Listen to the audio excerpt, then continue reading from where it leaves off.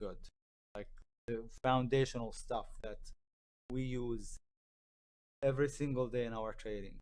All right. So the title is Understanding Candlesticks and Moving Averages. Very simple, isn't it?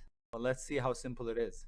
Before we start, as always, a standard disclaimer to let you know that trading is risky and that whatever I discuss in this presentation is for educational purposes only. First one is understanding candlesticks. What are candlesticks? Why do we use candlesticks? Why don't we use the Western bar charts? Well, the Japanese candlesticks focus on the relationship between the open and the close of the bar, while the Western bars focus on the close versus the prior day's close, today's close or this candle's close versus the prior candle's close. As long as the underlying stock close is higher than prior day's close, Western thought says it's positive. However, according to the Japanese view, this is not necessarily the case. If on an up day a stock closes below its open, the Japanese would regard it as negative. The use I need to take the gum out of my mouth. The use of Japanese candlesticks help us determine who won the battle between supply and demand, which is, notice I'm slowing down, the most important element of technical analysis. Wow, what's the most important element of technical analysis? It's actually determining who is winning the battle between supply and demand. It sounds simple. It actually has a deep meaning. If you look at any candle, it has 5 things that we consider, that we, that 5 reference points that are important, and most of them are the same, whether it's red or green. The highest point price reached in that period, be it the daily chart, the weekly, the 1 minute, doesn't matter. And then the lowest point, the high and the low are the same, whether the candle is green or red. Now, the big difference is the close and the open. If it's a red candle, it means we opened at the top of that red and we closed at the bottom. Okay? If it's a green candle, it means we opened here. If it's color-coded green, we opened here, closed there. And then the last reference point that we look at is the body of the candle, which is the difference between the close minus the open. So the way a candle forms is really important. We could have a candle that closes here at the same price or at the same level and not be as bullish as some other candle that maybe was actually initially bearish but then rallied back up to close at the highs. So it matters how the candle forms, right? It does matter. But the idea is, if a stock closes higher than where it opened, it must mean only one thing, which is that the buyers, there was more buying than selling, or the buyers were the dominant group on that day, in that candle, in that period. So if a stock closes above the open, most of the time we say that the bulls won that battle. Okay, if a stock closes below where it opened at, we say that the bears won that battle, right? Very simple stuff. Here's all the candles that anyone can get, pretty much. First candle opened here and closed there, no tails. So opened at the low, closed at the top. It almost doesn't get any more bullish than this, right?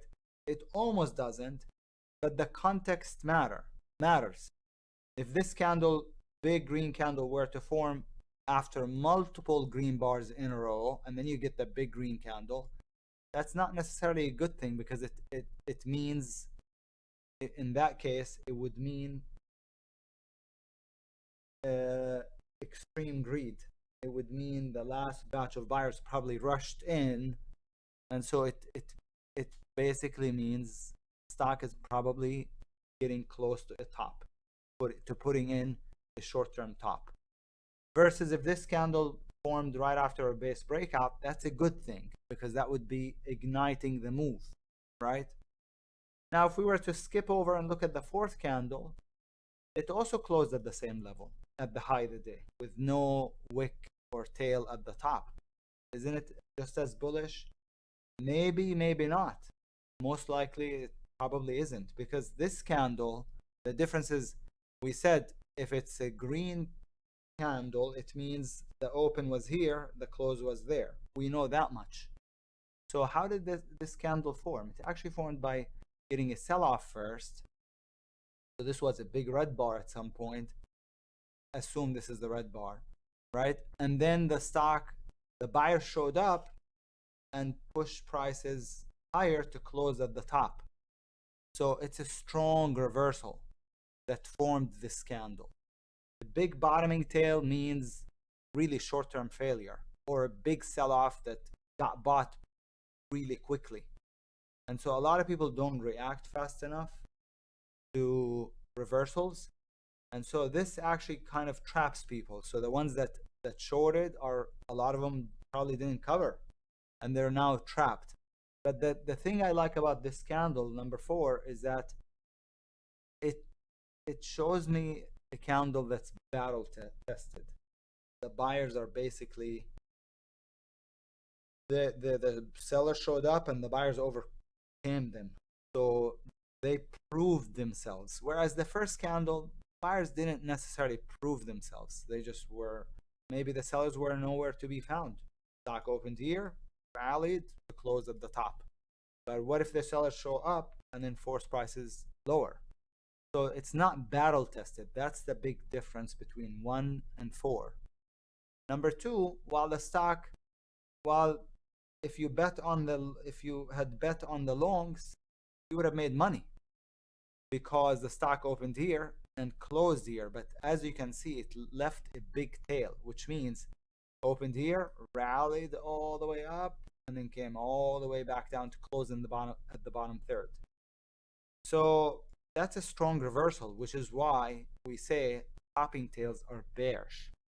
So in this case, the buyers did win that battle, meaning if you had bought the stock, you would have actually made money. But the message is bearish. And what matters when it comes to candlestick analysis is the end, is the ending, not the beginning part, not the start. It's how the candle actually ends or closes. Think of a candle, each candle, as a vacation. Yeah, you're having an amazing vacation towards the end of the day. I mean, not you, somebody. Let's just say somebody having an amazing time, and towards the end of the day, something wrong happens.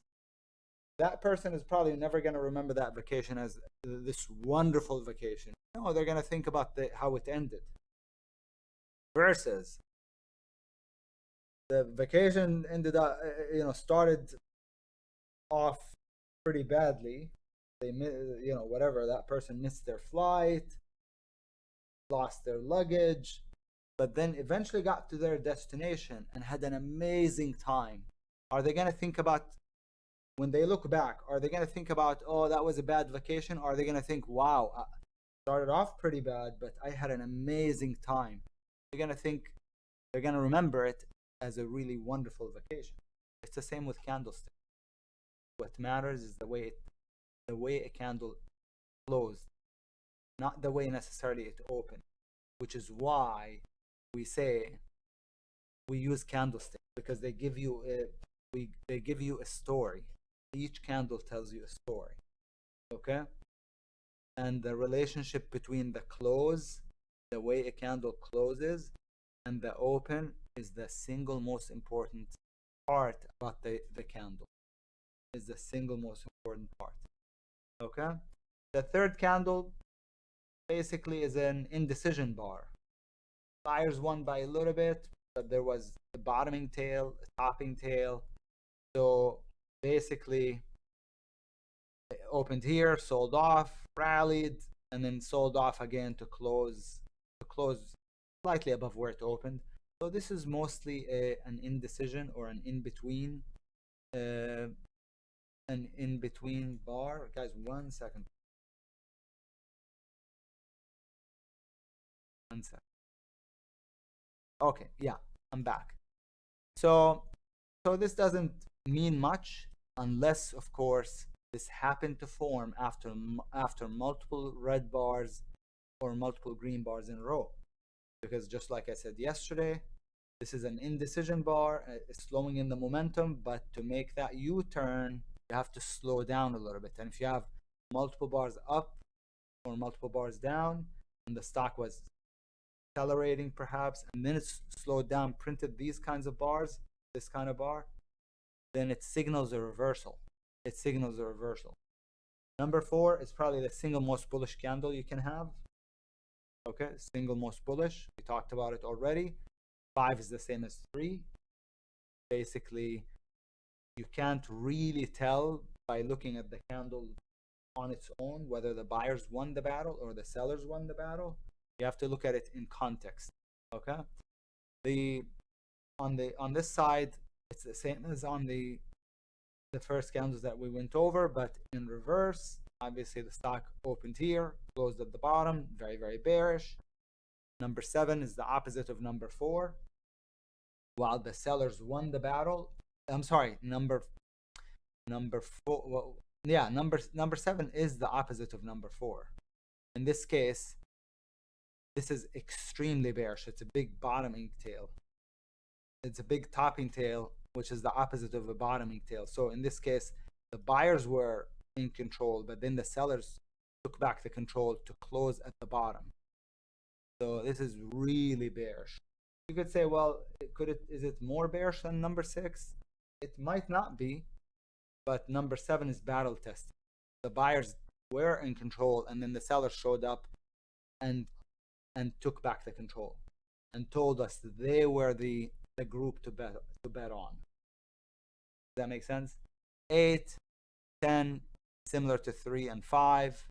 And then number 9 is the opposite of number 2. In the case of number 2, it's actually a big topping tail. Over here, it's a big bottoming tail, right?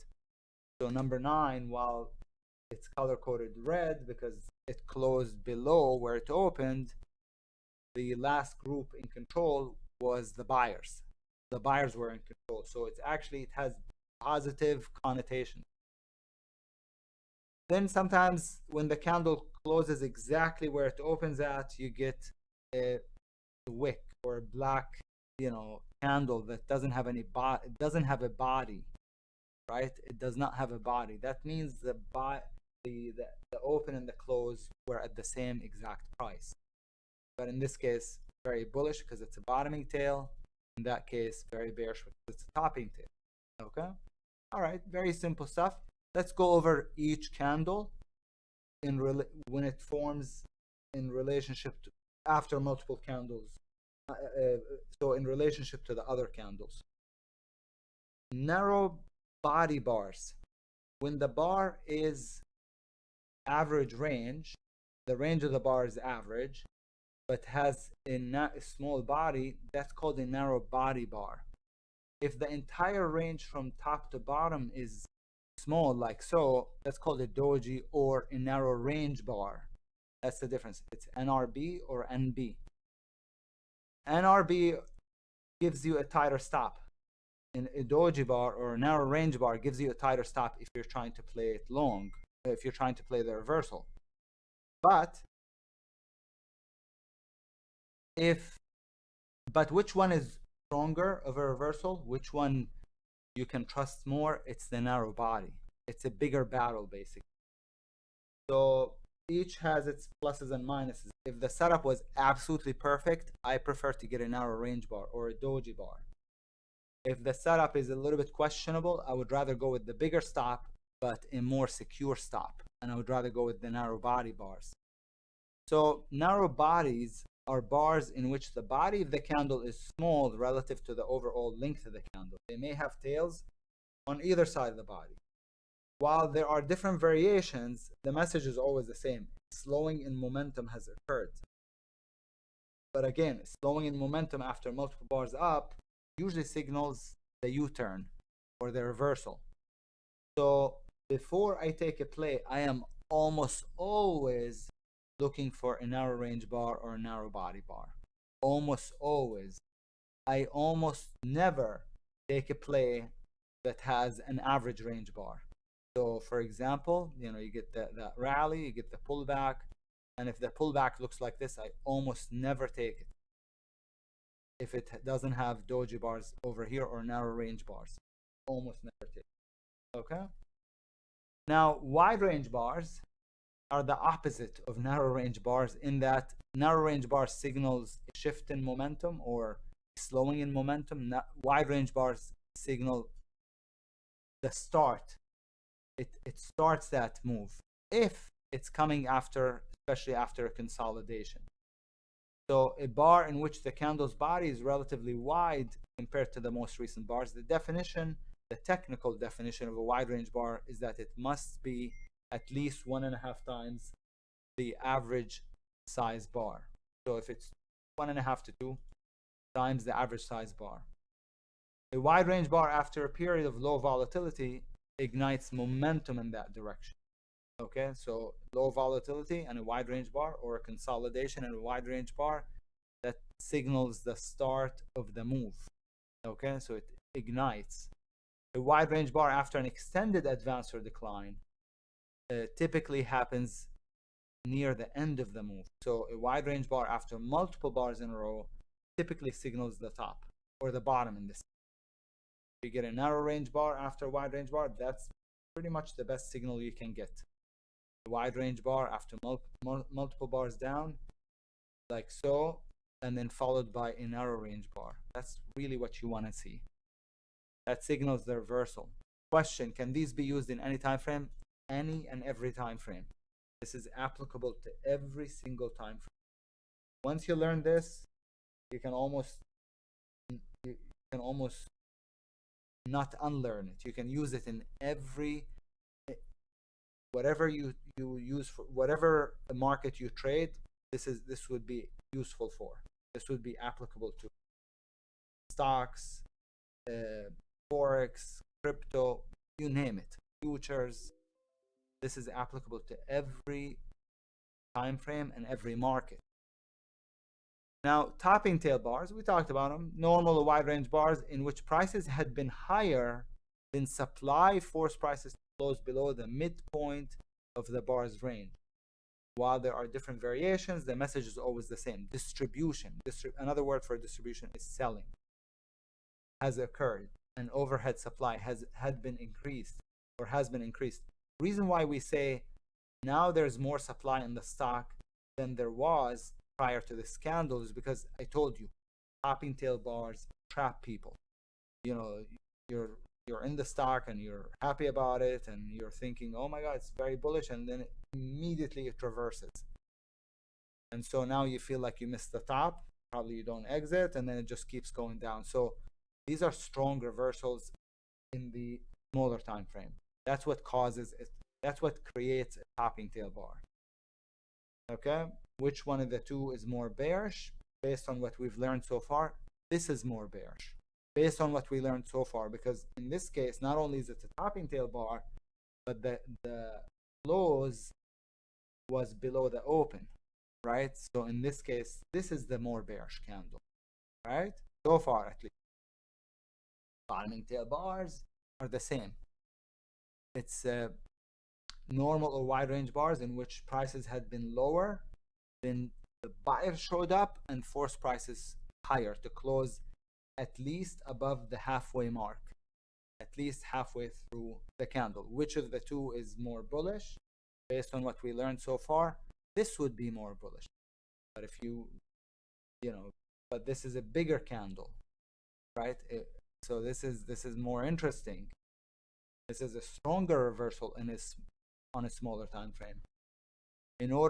But a bottoming tail candle, doji bar, whatever it is not enough unless we get a trigger, unless prices actually go above it. So without a trigger, it doesn't mean a whole lot. It means there's no follow through. So we need price to go above it for it to actually trigger. So, all right. So we talked about narrow range bars, which is a bar that we said narrow range or narrow body, right? Which are narrow range or narrow body is which is a bar that signals slowing in momentum or a reversal.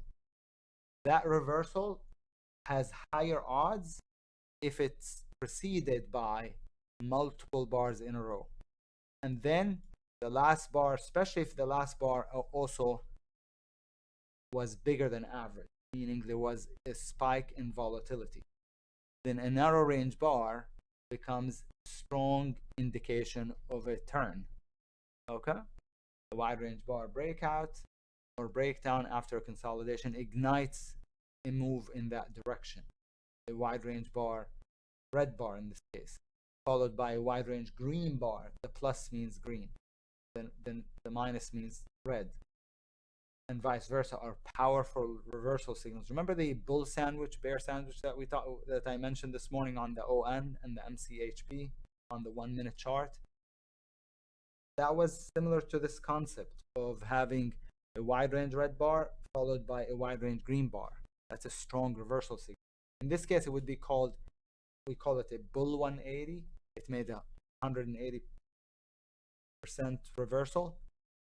So we call it a bull 180, but when you have one green bar right here, and then a red bar followed by another green bar, that's actually called bull sandwich. The bulls are making a sandwich out of the bears. That's pretty bullish too. This is the single most bullish candle you can have, single most bearish candle you can have in existence, which is a bottoming tail bar that's also a range expansion, meaning the range of the bottoming tail is wide range, is 1.5 to 2 times at least the average size bar. So what's a range expansion? Bottoming tail bar. A bottoming tail or a topping tail may or may not be a range expansion. But if the bottoming tail, topping tail, if the range of it from top to bottom qualifies as a wide range bar, but with a big tail, that's called a range expansion. A range expansion can be a strong indication that momentum may soon slow or is close to reversing. Narrow body bars may be a range expansion, such as a bottoming tail or a topping tail. A wide range bar or range expansion bar displays commitment and emotions. A strong reversal signal. You and I probably cannot create a range expansion bottoming tail bar. That takes a lot of money to create. So whenever I see a big bottoming tail, especially if it's coming after multiple red bars in a row, that's a very strong bottom. The caveat is, the only issue is if you play above it long and you put your stop below it, it's a big stop. So while it's a strong reversal, it may not be necessarily playable. It might actually be, too big of a stop, so to speak. Okay. All right. We said wide range bars can end the trend, can signal the bottom. So expanding range after a multi-bar move indicates fear or greed. In the case of multiple green bars in a row, fear or greed is increasing and becoming extreme, increasing the odds of a reversal, right? Expanding range after low volatility indicates the start of a new direction. So wide range bar igniting a new move. In this case, because these are the first bars in that direction. Wide range bar after multiple red bars in a row. Wide range green bar after multiple green bars in a row signals the bottom or the top. But you would still need to have a narrow range bar to get that trigger. Okay? If you get a wide range bar, that doesn't mean you can enter. Because what if the stock just base slows down a little bit and then actually continues lower? So you always need higher bars high to get taken out. Most of the time you need a narrow range bar. Now, we talked about individual candles for the most part. If you combine two candles, you put two candles together, we can start to talk about reversals, right?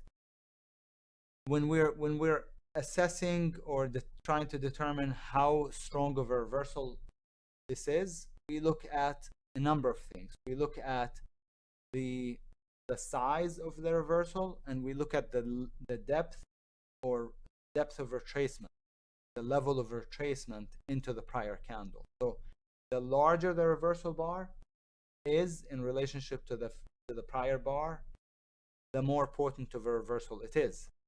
Okay, so a big green bar versus an average red bar, that's a strong reversal. Big red bar and a small green bar, not such a strong reversal. Okay, not potent. In this case, the size of the red bar is the same as the size of the green bar, so it's, you know, the reversal there maybe not so potent, right? And the answer is wrong. It is very potent because we didn't just take out the red bar, we reversed 150% of it. So it's not, it's really potent. Does that make sense?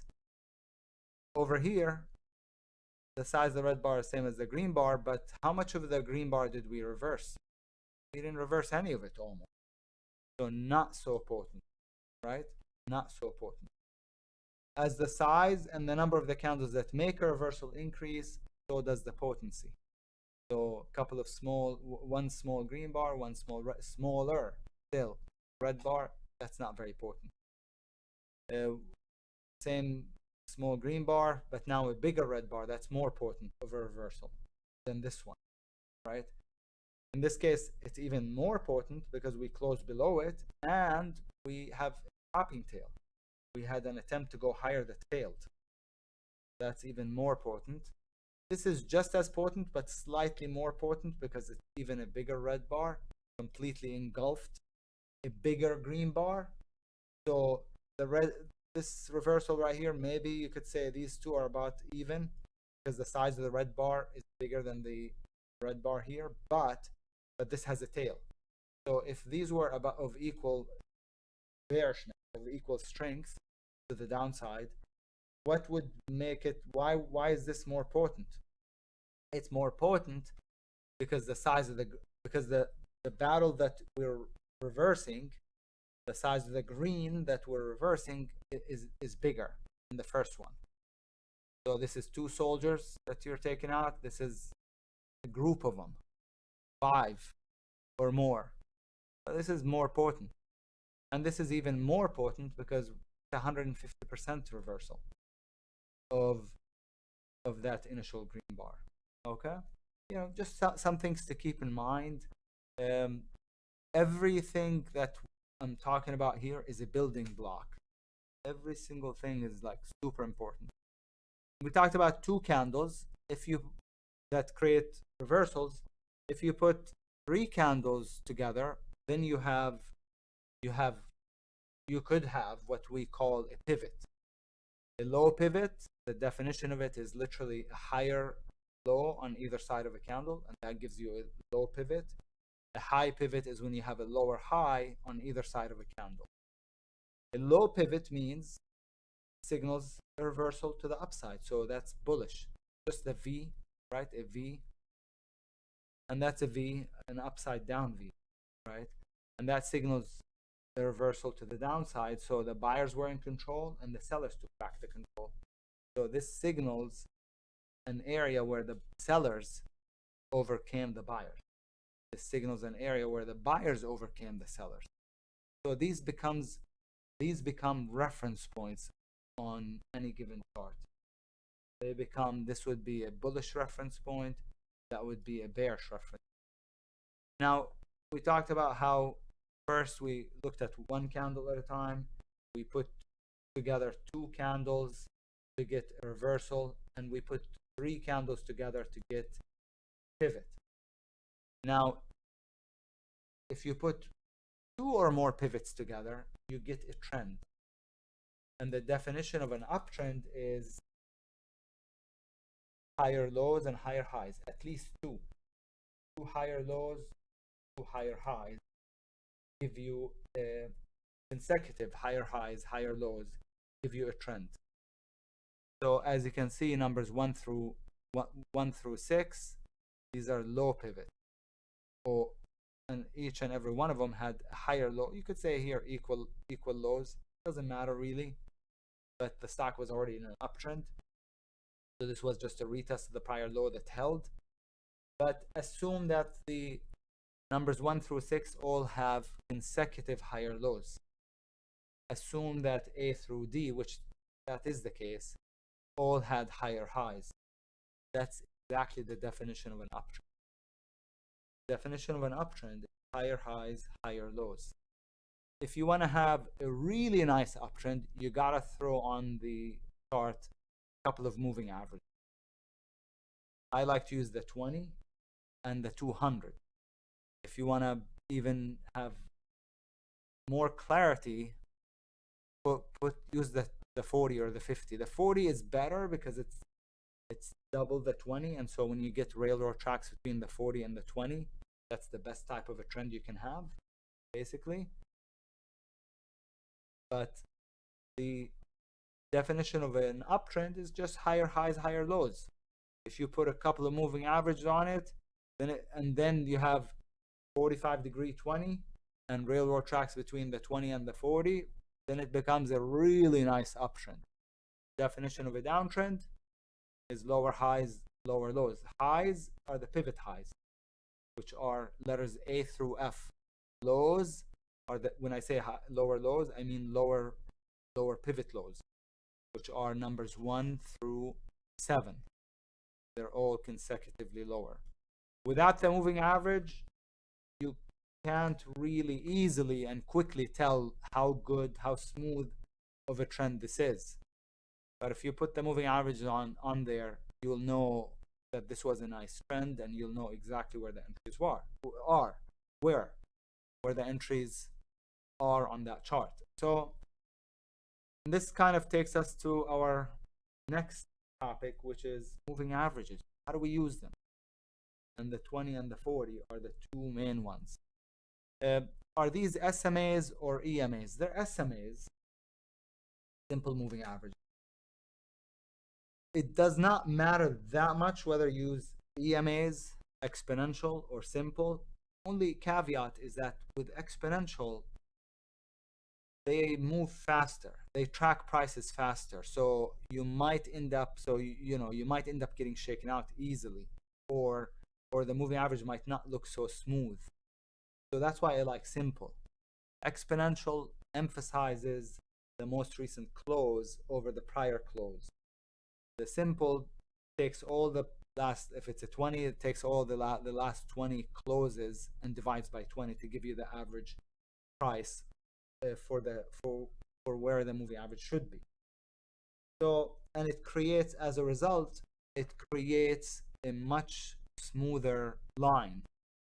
But exponential, especially on shorter time frames, it's too jittery. It's too up and down a lot. So that's why I prefer simple.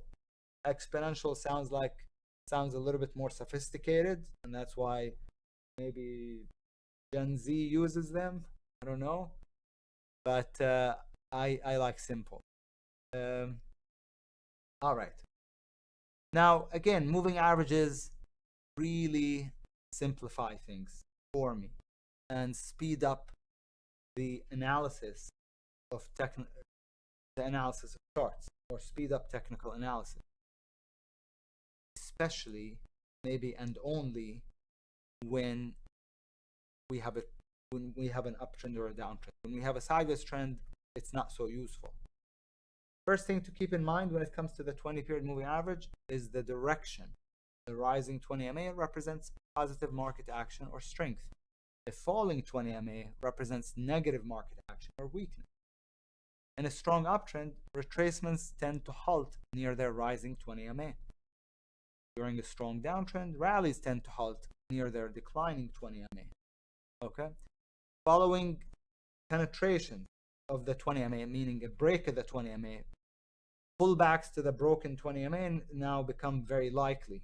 So as the stock is rising, you will see that it always stops at or near the 20, almost always. When it finally breaks, then the moving average becomes of no use. Okay? It goes above it, below it, above it, below it. It's of no use until it hooks price. What do I mean by it hooks price? Price goes above it, maybe bases, and then it starts to point up again, and then you get that breakout. So it halts it from coming back in. That's the only time that I pay attention to it while price is sideways, is to see if we're getting a higher low. Now you might not notice the higher low unless you have a 20 MA there. Then it becomes easier to see that there's a higher low.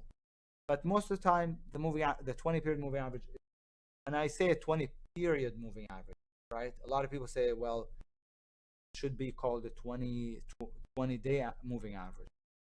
Not necessarily. Only a 20-day moving average if you're on the daily chart. But if you're on the 15-minute chart, it's not a 20-day moving average. It's a 20 15-minute period. So it's really should be called the 20 period moving, depending on what time frame it's being used on. Okay? All right. So again, pullbacks to the 20 are usually areas where you want to look to play long. And then once the 20 breaks, the 20 becomes useless, and then you get multiple breaks of that moving average. Like you see here, of what use is the moving average, the 20 period moving average, while the stock is going sideways? It's almost of no use. But on the way up, it is useful. It is very useful. The second thing to be mindful of, to be aware of, is the slope. So we said the direction is the first thing. Second thing is the slope of the moving average. The angle, the slope or the angle of the 20 MA is indicative of the strength or the weakness of the underlying stock. The 30 to 45 at the most would be ideal. Anything steeper and it would make the stock a little bit unsustainable, it becomes climactic. Anything shallower, more shallow, and then that would mean the stock is too weak or lacks the momentum, right? Lacks momentum. There's a stock, notice how it always bounces off the 20. And now it's not pulling back to the 20. Here's the last pullback, and it never reached the 20. Every other pullback reached the 20. Maybe this didn't quite reach, but it was a 1-bar pullback. And now, as you can see, it starts to run away. It starts to what? Accelerate. Get far above the 20. At what point have we ever gotten this far away, this extended away from the 20? No, we didn't. Notice the slope of the 20 is now starting to go vertical almost. Okay? That means it becomes unsustainable. Unsustainable, you're getting close to a top. Okay? Which is what we see here. This is the definition of perfection. Okay, is when you have, again, a moving average that's coming from the upper left chart side of the chart to the bottom right corner of the chart. That's what you want when you're looking to play short. That's a beauty. That's a sustainable trend. It can keep going on and on and on and on. The only way you can mess this up is by entering at the wrong spot. But as long as you enter at or near the 20 MA, there's no way you're going to set up the trade. The problem is that you might feel uneasy to enter here. You might feel uneasy. What feels easier is oftentimes entering under the low, which is precisely the wrong thing to do, because you enter there, shortly after it goes against you. Now you're sweating it. Now you're stressing about it. Get out of it, comes in, say, oh my god, I got shaken out, let me get back in it here. Get in it, goes back up, and now you're underwater again. And you get out of it precisely where you should be entering, actually. So the entry is everything. Just like I said yesterday, entry is everything. It's a beautiful chart. You should never lose money on a chart like this, and yet people lose money all the time. Why? Because they entered at the spot. Okay? Again, direction is important, but slow, and so is slope. When it's 45 degrees from the lower left to the upper right, nice. When it starts to go a little bit vertical, not so nice. Especially if you look at how far away from the 20 we got. We also, in this case, we see that we got a wide range bar after multiple bars up in a row, and we got a spike in volume right here on the last bar. That definitely signals that a bunch of people finally got in it.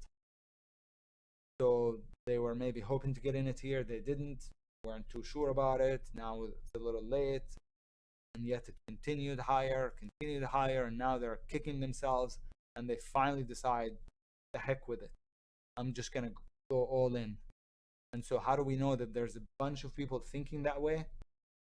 The volume. A spike in volume is indicative that a lot of people finally got in it, which is again indicative that it's probably topping out. The entry really was on the 1 minute chart. There are 1 minute doji bar, not on off the 2, but the 2 minute shows that wide range bar. Okay, the black is the 8 period moving average, which I do have on my 1 and 2 minute charts. Like in the early part of the day, I look at it because sometimes I look at gaps, and by the time the 20 catches up to the price in the morning, oftentimes it's already too late. So I do use the 8, but it's not that useful. If I take it off, I probably wouldn't miss much at all. The 2 primary time frames are the 20 and the 200.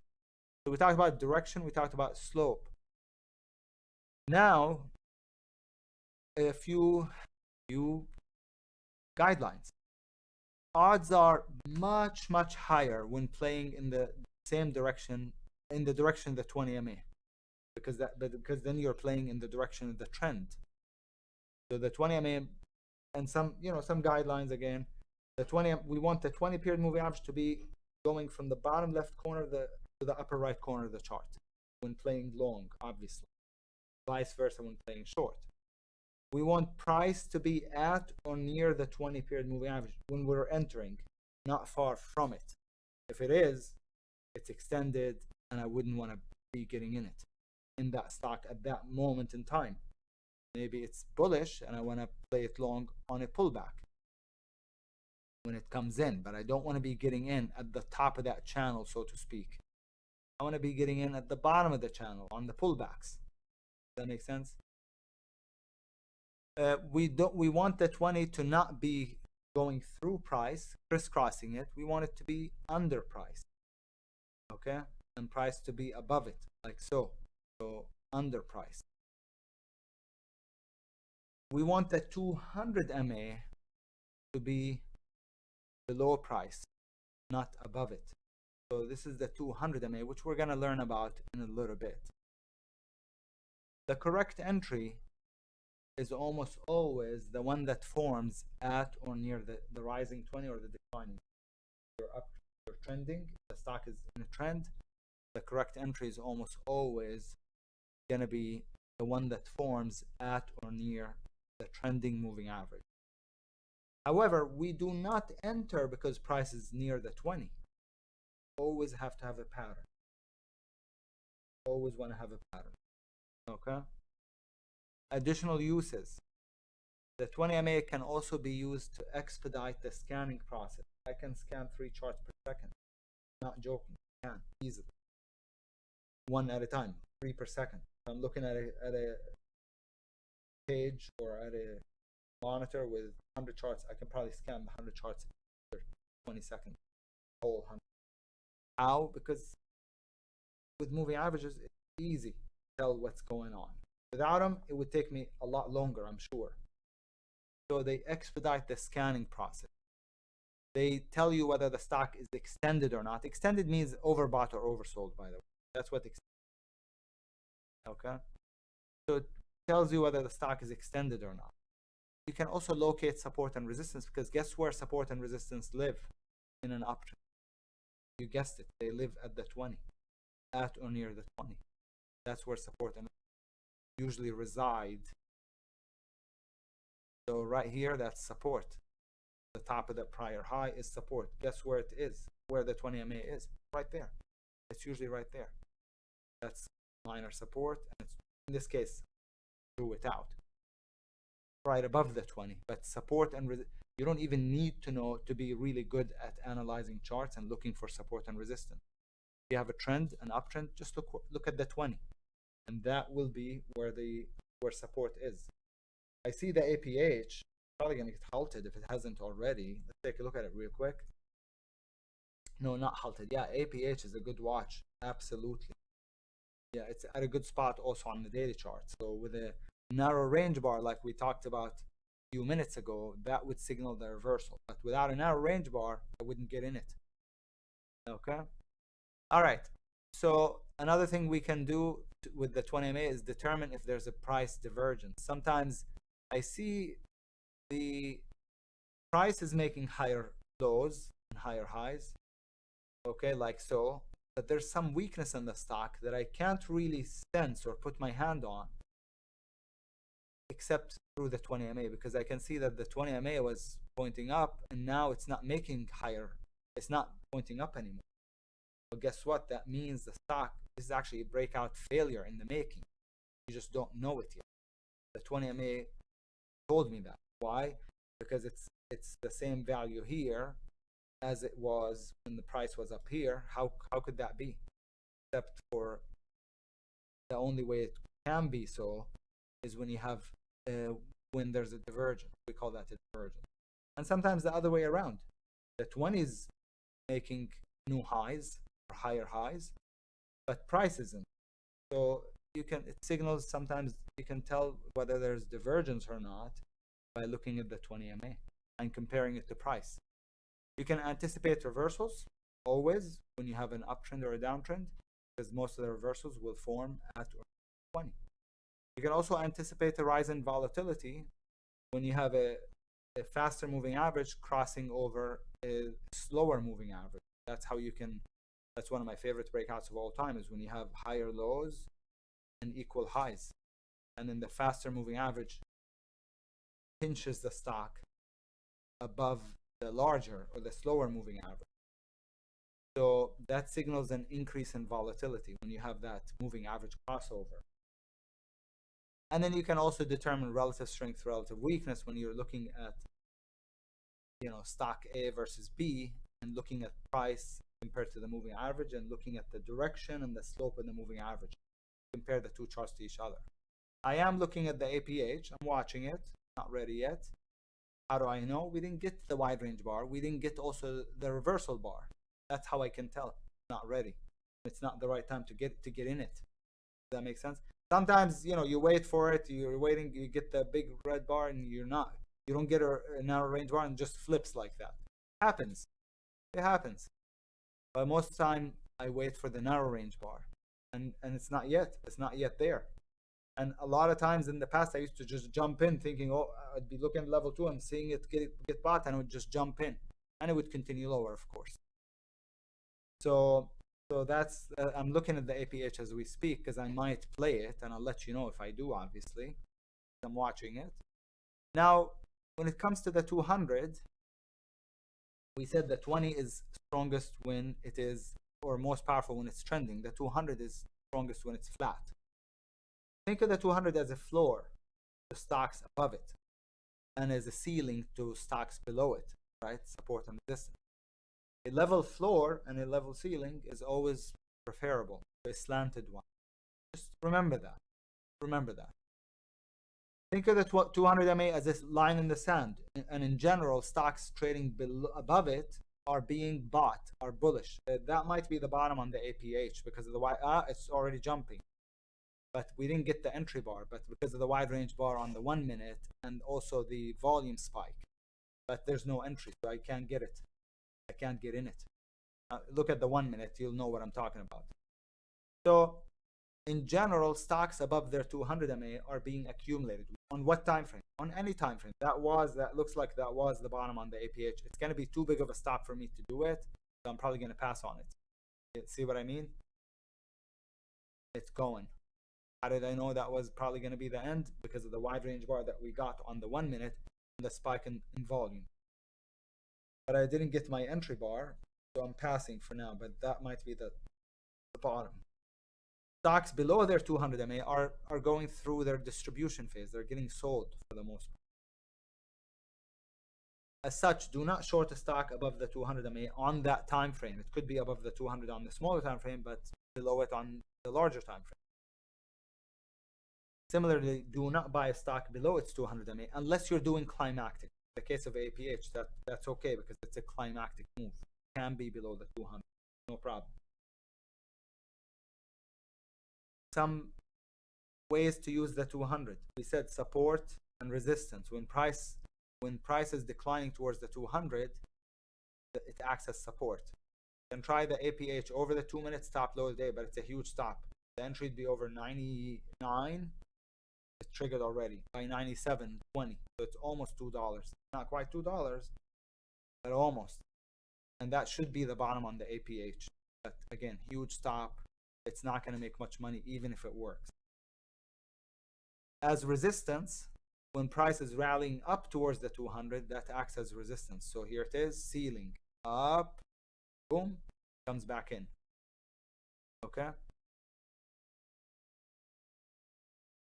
Especially true if the stock was extended. It had a big move up already into the 200 or a big drop to the downside into the 200. Especially true if the stock was extended and put in multiple or 3 or more consecutive green or red bars in a row to the 200. Like so. Like so. Right? Down a lot and then multiple wide range bars into the 200.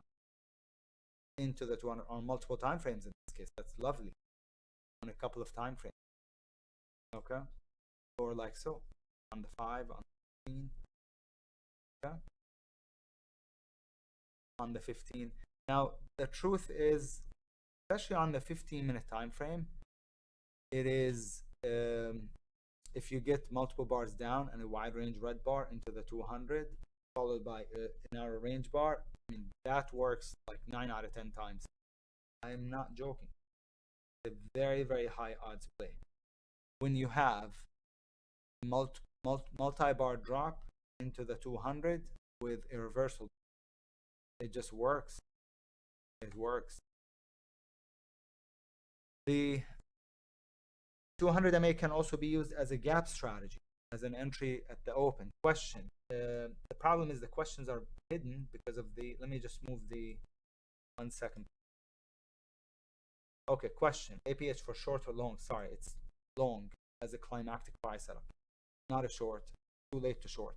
As a long, not a short. Okay. All right. This.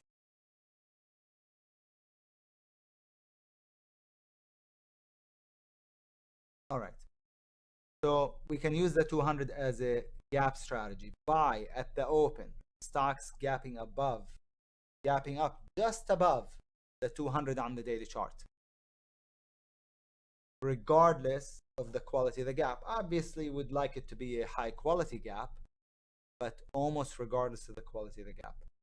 Short at the open. Stocks gapping down just under the flat 200 on the daily chart, almost regardless of the quality of the gap. They work. I'll show you some examples. If the stock is gapping slightly above it, like a good amount above it or a good amount below it, then don't hit long at the open or short at the open. Wait for a pullback to the 200 before buying a stock that gaps well above the flat 200 MA. Okay? So example, it was gapping right into resistance, didn't matter. This gapped also above, just above flat 200. Beautiful. Didn't matter. Actually gapped slightly above it and then pulled back to it, as you can see, and then it shot up. Gapped just above it, pulled back to it, and then it shot up. Pretty nice. Gapped just above it, pulled back to it, and then got bought. Gap just above it, especially because it's flat in this case, and then boom. So I love this. I love using the 200 as an enhancer, so to speak, to the gap. So if I see a gap, even if I don't like it, it's gapping, and I see that it's opening just above a flat 200 or just below, that's something I'm gonna look at the open, even if I didn't really like the gap all that much. As you can see, gaps slightly above it, but in this case, it wasn't a flat 200, it was a slanted 200, and I most of the time consider this to be a gap strategy only if I have a flat 200, not a slanted 200 like we have here. But in this case, it didn't even matter. Got a gap above it, pulled back to it, and it halted price from dropping. If price gaps into it, obviously that's not something I would want to play long. Probably is a short, but I mean, in this case, I wasn't going to short it. As you can see, it came in hard. And then when it got to the 20, it bounced pretty hard off the 20. It's not because it's just the 20, because it's also the gap fill and the top of the prior pivot. That's support. That's actually support. Okay. In this case, it gapped down below it. That's pretty bearish. Even though there was support, it didn't matter. It still sold off pretty hard. Slightly below it, so guess what? It inched up a little bit and then got rejected and sold off. So these are all below their 200. Okay. We can also use the 200 as a breakout strategy, especially if we're talking about long-term plays. We're talking about core type plays, long-term trades. So look to buy stocks in an uptrend that are basing at or near the 200 MA as soon as the 20 MA crosses from under it. Look to short stocks in a downtrend that base at or near the 200 as soon as the declining 20 MA catches up or crosses it from above. And very effective for long. This is what I mean. This is what I mean. Stock, it was oscillating for the most part between the 20 and the 200. Finally, the 20 halted it, and then boom, broke out. This is not the best example. This is even better. Stock in this case was basing above it, and then the 20, as you can see, started to point up, and then boom, broke out. Pretty nice. Look at this, basing at or near the 200, the 20 MA crossed from under it, led to a major breakout. If you look at all the big trends, all the charts that when you look at, you say, wow, that had a really nice trend. If you look at them, you'll see that the more, like a significant portion of them, I don't want to say the majority of them, but a significant portion came from a base breakout that happened to be that happened at or near the 200, that formed at or near the 200, just like that. Those lead to a multi-year, multi-month breakout usually, and they form at or near the 200. Notice this one had a shakeout. This was actually called in the newsletter as a play. This is a beauty because, again, it's like the pinch play that I told you about before. Equal highs and then start putting in higher lows, but with the exception of this being a shakeout on high volume. And it squeezed the stock or pinched it above the 200, and then it went to 28, I think, eventually. This was amazing. 200 MA on what time frame? The time frame is on every chart, is labeled on every chart. As you can see in this case, the daily, because these are all long-term trades. They're all long-term plays, were long-term plays. But this strategy applies even to intraday charts. But it's hard to see an intraday stock, a stock that's based for that long between the 20 and the 200. But if you find it on a larger time frame, like the daily, the weekly, OMG. They're exactly what I want to look for. All right. Any questions about anything I've covered so far? Are there any questions about anything I've covered so far? Let me know.